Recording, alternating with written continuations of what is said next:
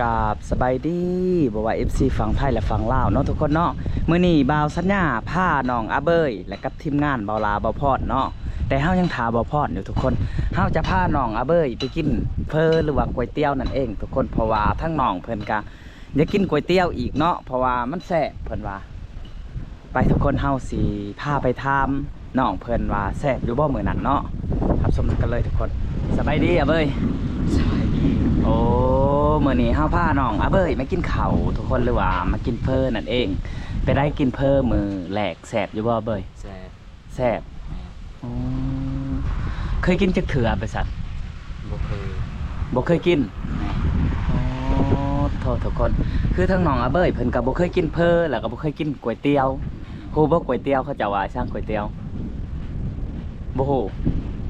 คือภาษาไทยเขาเอิ้นว่าก๋วยเตี๋ยวเพอหั่นแหละอันมื้อนี้เฮาสิพากินเพอทุกคนหรือว่า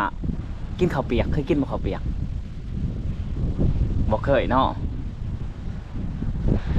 บรรยากาศก็อยากหนาวแหน่จังหน่อยเนาะทุกคนแต่ว่าทั้งน้องอาเบยก็ดีแต่ได้เสื้อเบาลาก็บ่พรซื้อให้อุ่นอยู่บ่น้อง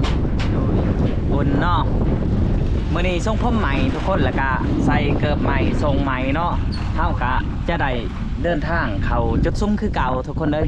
เพื่อไปหากินเพอหรือว่าหากินนั่นกินนี่ทุกคนเพราะว่าอันช่วงนี้ก็เวลาก็11 โมงป้ายแล้วเนาะทุกคนเนาะแต่ว่าก่อนอื่นเฮาก็อยากสอบถามน้องอาเบยว่าเพิ่นดีใจอยู่บ่ที่ไปนำซุ่มอ้ายนี่ ดีใจ ดีใจสำไรจักเปอร์เซ็นต์ 100% 100%โอ้ทุกคนได้100%เพิ่นว่าเนาะไปนำเบาลาเบาพรเบาสัญญาเฮาก็จะได้พาน้องอาเบยไปเรื่อยๆทุกคนเลยเพราะว่าเฮายังล่อลุ่นทั้งเบาแซนเพิ่นเนาะ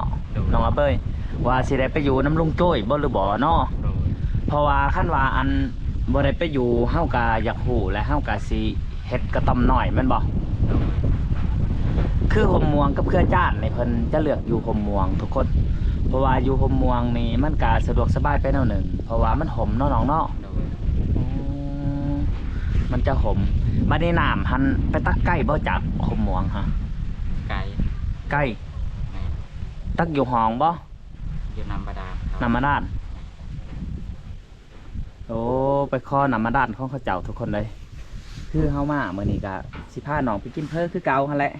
มื้อนี้สิปรุงเองบ่หรือว่าให้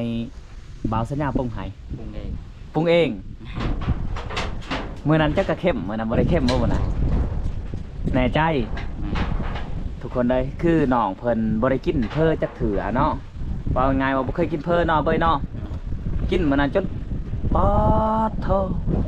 จนท้องสวดทุกคน เพราะว่าเพิ่นบ่ได้เคยได้กินแล้วก็บ่มีเงินซื้อว่าง่ายๆเนาะบ่มีเงินซื้อจะเป็นคนเล่ร่อนอยู่แถวป่าแถวดงทุกคนเลย แต่ว่ามื้อนี้หันบ่าวพรจะเลี้ยงคือเก่าแล้วก็บ่าวสัญญาบ่าวลาเนาะทั้งทีมงานจะเลี้ยงเพิ่นคือเก่าจะพาเพิ่นไปกินเพอคือเก่าหลังจากกินเพอแล้วเฮาก็สิได้กลับบ้านก็บางทีก็สิถามเขาเจ้าเนาะ โดย คันว่าอันนั้นก็เฮาก็สิไปปลุกกระต่อมไว้เครื่องไว้คล้อง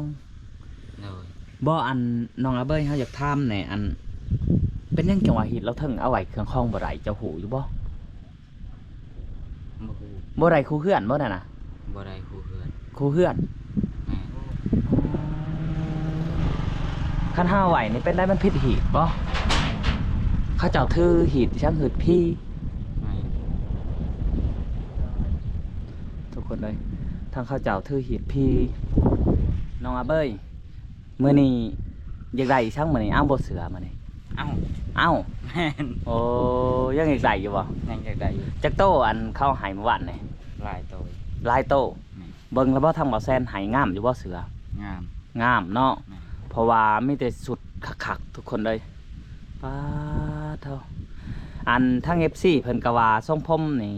รออยู่แต่ว่าทั้งหนายังอยากเหงาหนิดนึงเพิ่นว่าเพิ่นอยากให้ซับๆเอาอีก แต่ว่าทั้งน้องอาเบยเพิ่นโอ้ยทุกคนเลยแต่บ่าวลาบ่าวพรบ่าวสัญญามานี่ยิ้มตลอด เพราะว่าเพิ่นตะกี้ขาดความอบอุ่นก็ว่าแม่น บ่าวพรโอ้บ่าวพรเริ่มสิมาแล้วเนาะทุกคนเนาะบ่าวพรเริ่มสิมาแล้วเพราะว่าขาดความอบอุ่นคนเฮาก็จะเป็นไปสิแหละทุกคน คือลุงโจ้ยหันหับให้ไปอยู่นำคันว่าอันมีอันผู้เส้นห้องหับให้ลุงโจ้ยเป็นลูกเป็นเต่านี่สิเป็นบ่ เป็น เป็น โดย เพราะว่าน้องอาเบยกับสายพลหันทุกคนตอนนี้อยู่กับบ้านเพิ่นก็รุ่นอยู่เนาะรุ่นยังให้เจ้าไปอยู่นำหั่นแหละเพิ่นว่าคันอยู่น้ำเพิ่นเลยบาดใหญ่มากเนาะเต็มอายุ17-18 ปีเนาะทุกคนคันว่าน้องอาเบยนี่อยากได้ลูกอยากได้เมียเพิ่นก็สิพร้อมให้เอาเนาะแต่ว่าให้เบิ่งเพิ่นหั่นแหละเพิ่นก็สิผูกแขนเอาเป็นลูกเป็นเต่าเป็นบ่ เป็น อ๋อดีกว่าอยู่คนเดียวเนาะทุกคนเนาะเพราะว่าทั้ง FC และก็ผู้ใหญ่ใจดีหรือว่าผู้ใหญ่ใจบุญเนาะเพิ่นก็อยากให้ไปอยู่ไกลลุงโจ้ยเป็นหยังจังหวะแนวนั้นทุกคนมันบ่มีผู้ดูแลอันนี้ยังว่าให้น้องสายพลเบิ่งเพิ่นน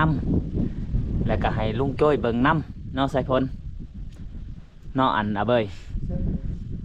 เว้าผิดทุกคนเลยเฮาก็อัน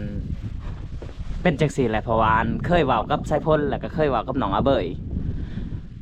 เพราะว่าอันทั้งสายพลมื้อเช้านี่เพิ่นนึงเขาเพิ่นก็ว่าอยากให้เจ้าหันไปอยู่นำคือกันระหว่างอยู่พี่กับอยู่พุ่นตัวได้หมวนในใจเจ้า อยู่พุ่น อยู่เพื่อนไผสายพล แม่ อ๋อทุกคนอีกอย่างก็มันสะดวกสบายไปหน่อยหนึงอยู่พุ่นเนาะมันอยู่ไกลนำสร้างมาด้านลุงโจ้ย แม่ เพราะว่าทีนะหันทุกคน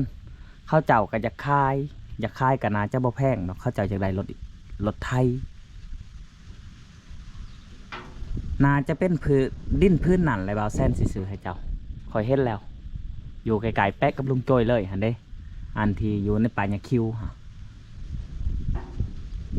ดีใจบ่ ดีใจ ทุกคนเลยคือทั้งน้องเพิ่นนี่ว่าง่ายกับทุกคนเพิ่นก็ยังบ่ฮู้ยังเนาะเพิ่นแบบว่าขาดการศึกษาก็ว่าแม่นเนาะการศึกษาแหละนอกจากอันขาดการศึกษาก็ยังบ่พอทุกคนยังไปหาอยู่ป่าอยู่ดงอยู่ดอนอันคือให้เจ้าทางหันกว้างอยู่บ่อาเบย กว่างเติบเลย ซ้ำอยู่บ่นี่เดิน ฮะ ซ้ำนี้เลย ซ้ำนี่ แม่ ว่าทุกคนจะใหญ่ได้เนาะซ้ำเดินเพื่อนของเขาเจ้าเนี่ยจังมือเจ้าทาง มือเดียว บ่ว่ามือเดียวสิแล้วปะเนี่ย เจ้าบ่เสือเจ้าไปถ่ายคลิปรถหาสิถ่ายโอ้ต้นใหม่บ่ใหญ่บ่ ซ้ำนี้ยังว่าน้อยทาง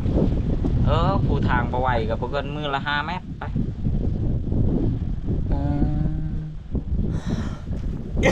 คือน้อง มั หัน นบ่ฮอดหัน50 เมตรซ้ำเอาทางมือหนึงละ50 เมตร เจ้าทางไหน แม่ ในดงบ่ แม่น อ๋อบัดต้นไม้ใหญ่เจ้าเฮ็ดแนวได้ต้นไม้ใหญ่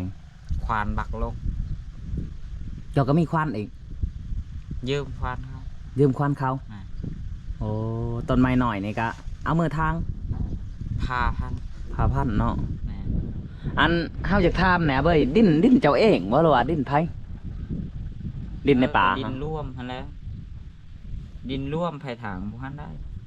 อ๋อในดงหั่นเนาะคันว่าน้องอาเบ้ยไปอยู่บ้านลุงโจ้ยนี่บอนที่ทางนี่สิได้อยู่บ่หรือว่าคนอื่นเอา ได้ ได้เนาะ แม่น เขาหูบ่ว่าเจ้าทาง ฮู้ จูดแล้วบ่ตอนนี้หรือยัง จักเลยจักกับเขาจูดเลย ทั้งเขาไปจูดก่อนในเนาะทุกคนอันทั้งทีทางใหม่เนาะอันอาเบ้ยถ้าว่าเฮาทางปึบนี่ใบใหม่มันหล่นนี่เขาเจ้าจูดจะหยางเนาะ โดย หยางน้ำหือเนาะ โดย เพราะว่าไผ่มันใหม่บ่หมดทุกคน เจ้าคิดว่าเจ้าทางหันเจ้าสิปลูกหยัง ปลูกมันปลูกมะแตง ปลูกมันกับมักแตงจะนอนอยู่พุ่นเลยบอกคิดว่าตอนที่บาวสัญญาและก็บาวลาบาวพรบ่ได้มาหั้นทุกคนเนาะคือทั้งน้องอาเบยนี่อัน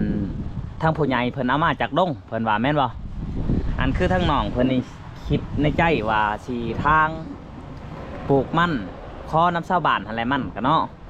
อันล่ำมันหั่นว่าง่ายๆแล้วก็ปลูกหมักตองหมักแตงพอได้กิน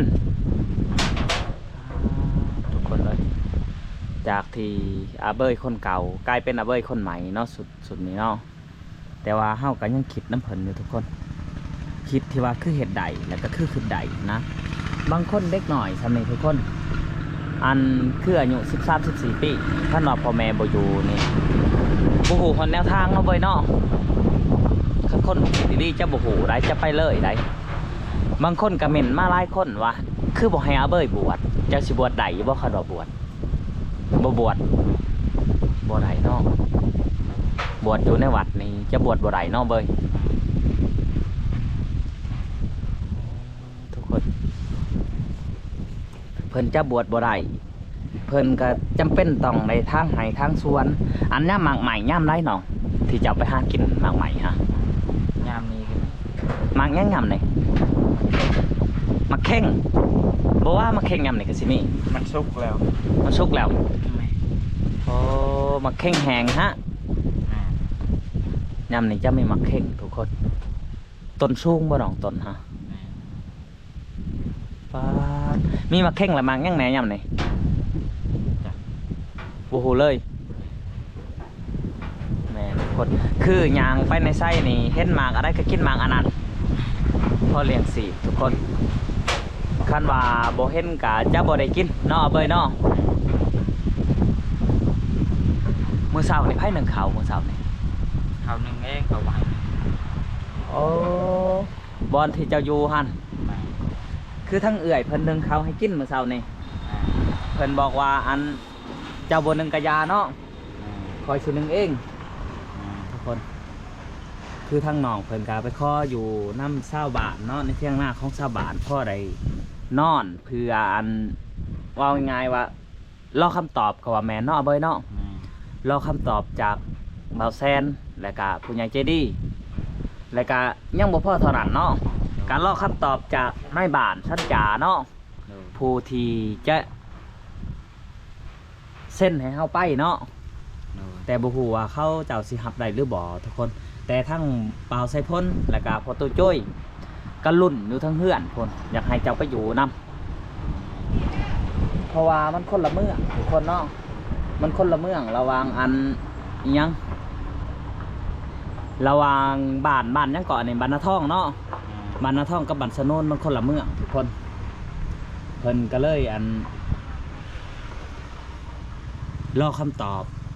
จากนายบ้านเพื่อเพิ่นสิยังยื่นหรือหับเอา